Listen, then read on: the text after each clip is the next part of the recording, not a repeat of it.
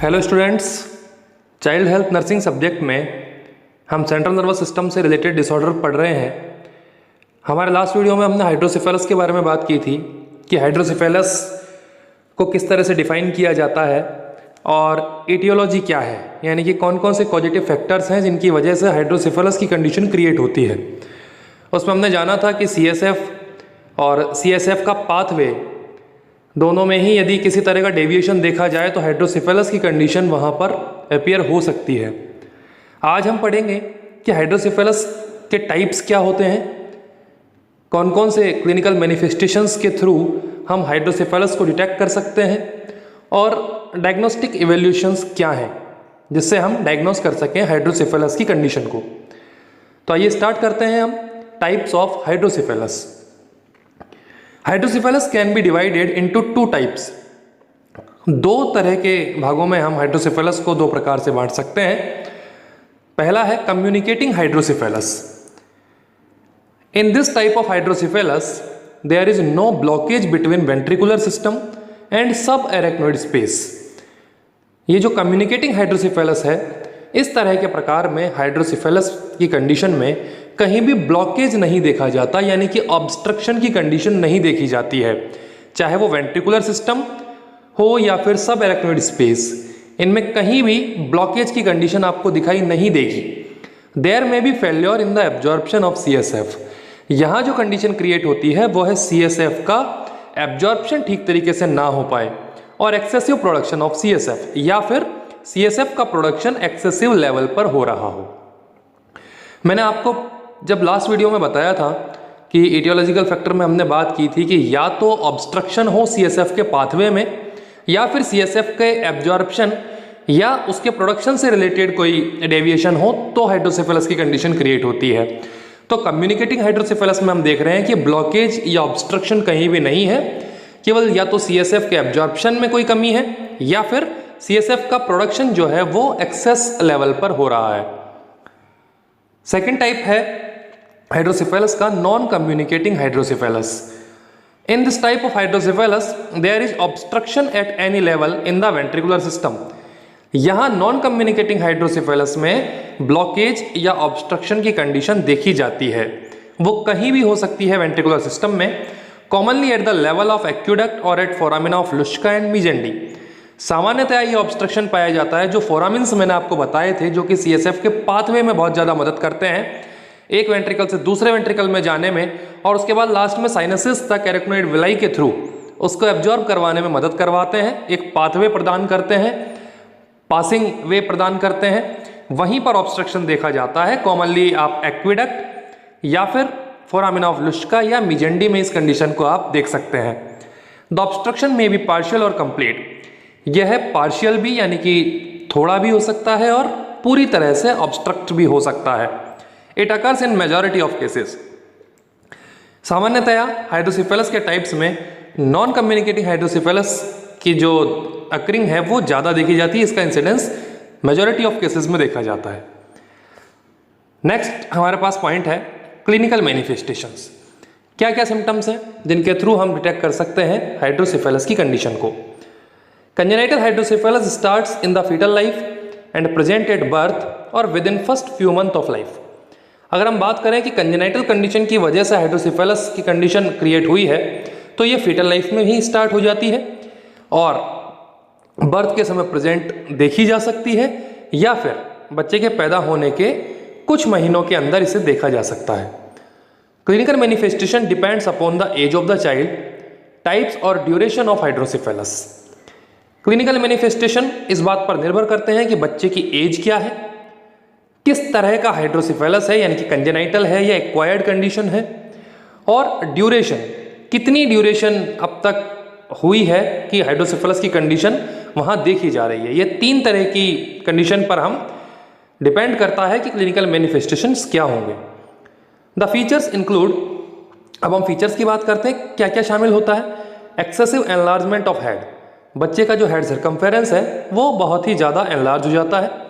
Delayed closure of anterior fontanelle, मैंने आपसे fontanelle के बारे में बात कर चुका हूँ। क्रीनल स्पेस में जो फॉन्टेनल होते हैं बच्चों में, जो नवजात शिशु में होते हैं, एंटीरियर पोस्टीरियर फॉन्टेनल, तो इसमें एंटीरियर फॉन्टेनल का क्लोजर जो है वो डिले देखा जाता है due to the obstruction of CSF। इस वजह से एंटीरियर फॉन्टेनेल का जो क्लोजर है वो डिले होगा। एंड बल्जिंग फॉन्टेनेल, यानी कि जब आप फॉन्टेनेल को, बल्जिंग फॉन्टेनेल हम उसे कहेंगे कि आप जैसे ही फॉन्टेनेल को टच करते हैं तो वो बल्जिंग दिखाता है, यानी कि नीचे ऊपर उसमें सीक्वेंस देखा जाता है, उसे हम कहते हैं बल्जिंग फॉन्टेनेल। क्योंकि CSF जैसा जो फ्लूइड है वो भरा हुआ है, वहाँ पर एक्सेसिव उसका प्रोडक्शन हो रहा है, ऑब्स्ट्रक्शन की वजह से वो एक्यूमुलेट हो रहा है एबनॉर्मली, तो फॉन्टेनेल के नीचे की तरफ CSF भरा हुआ दिखा जाएगा, जिसकी वजह से फॉन्टेनेल में बल्जिंग की कंडीशन आ जाएगी। Presence of sine of increase intracranial pressure, मैं आपको मेनिंजाइटिस पढ़ाते समय बता चुका हूँ कि इंट्राक्रेनियल प्रेशर इंक्रीज होने के साइन एंड सिम्टम्स क्या क्या हैं, वो यहाँ भी देखे जाएंगे। Alteration of muscle tone of the extremities are common presenting features, muscle tone में अल्ट्रेशन देखा जा सकता है, और एक्सट्रीमिटीज जो है बच्चे के, मतलब कि लेक ऑफ मूवमेंट की कंडीशन हम कह सकते हैं, वो यहाँ पर कॉमन प्रेजेंटिंग फीचर्स में देखा जा सकता है। Child present with protruding forehead with prominent scalp veins, बच्चे का जो फॉरहेड है, जो उसके हेड का सामने का जो फ्रंट जो रीजन है वो प्रोट्रूडिंग यानी कि उभरा हुआ बाहर की ओर दिखाई देगा, और साथ में बच्चे की जो स्कैल्प की जो वेन्स हैं वो बहुत ज़्यादा उभरी हुई प्रोमिनेंटली आपको दिखाई देंगी। Sunset sign of eyes and mental functions and neurological manifestations are usually vary with the causative and associated factors. यहाँ एक हम चीज़ देख सकते हैं, सनसेट साइन ऑफ आइज, यानी कि आइज का सनसेट साइन हम उसे कहते हैं कि जब आंखों की पुतलियां नीचे की ओर धंसी हुई दिखाई दें, जैसे कि सूर्यास्त के समय पहाड़ के पीछे हमें सूर्य अस्त होता हुआ दिखाई देता है, बिल्कुल वैसा ही यहाँ दिखाई देता है, आंखों की पुतलियां बच्चे की वो नीचे की ओर धंसी हुई दिखाई देते हैं जैसे कि सूर्य अस्त हो रहा हो, इसलिए इसे हम सनसेट साइन ऑफ आइज कहते हैं।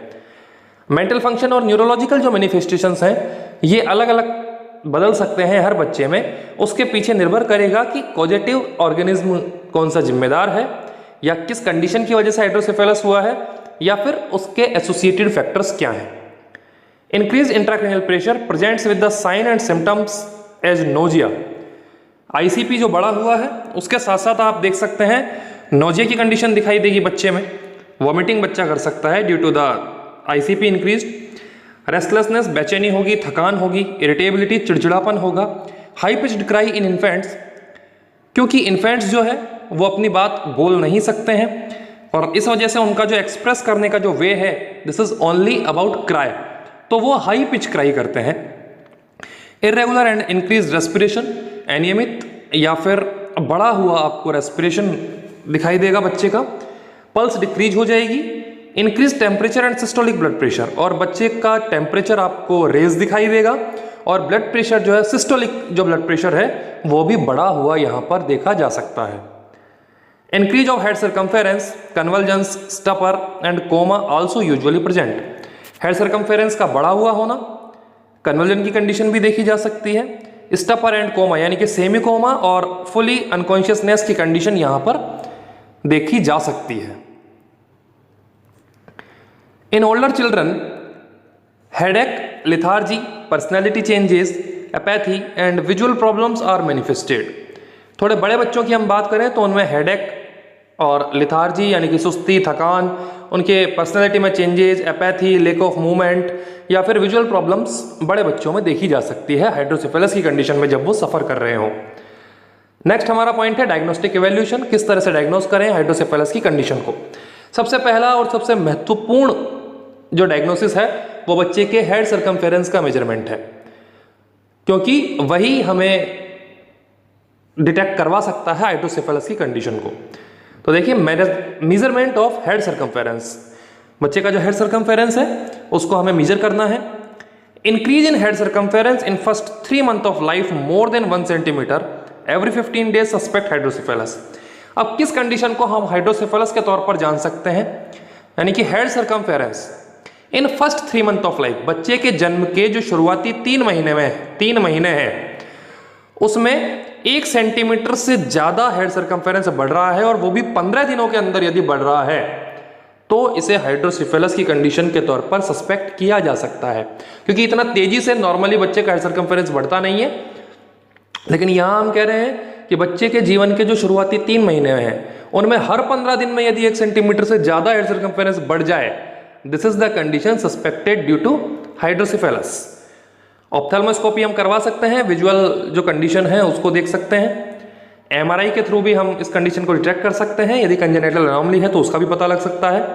सीटी स्कैन ऑब्स्ट्रक्शन या कंजेनाइटल जो डिफॉर्मिटीज़ हैं उसको हम एसेस कर सकते हैं इन इमेजिंग प्रोसीजर्स के थ्रू।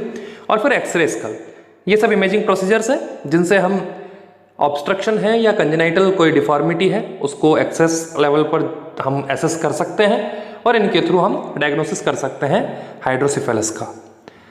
तो आज के वीडियो में हमने हाइड्रोसिफेलस के टाइप्स की बात की, कम्युनिकेटिंग और नॉन कम्युनिकेटिंग हाइड्रोसिफेलस देखा है, क्लिनिकल मैनिफेस्टेशंस में जाना कौन कौन से साइन एंड सिम्टम्स देखे जा सकते हैं, और लास्ट में हमने डायग्नोस्टिक इवैल्यूएशन की बात की। इस वीडियो में इतना ही। नेक्स्ट वीडियो में हम हाइड्रोसिफेलस के मैनेजमेंट की बात करेंगे। तब तक के लिए थैंक्स।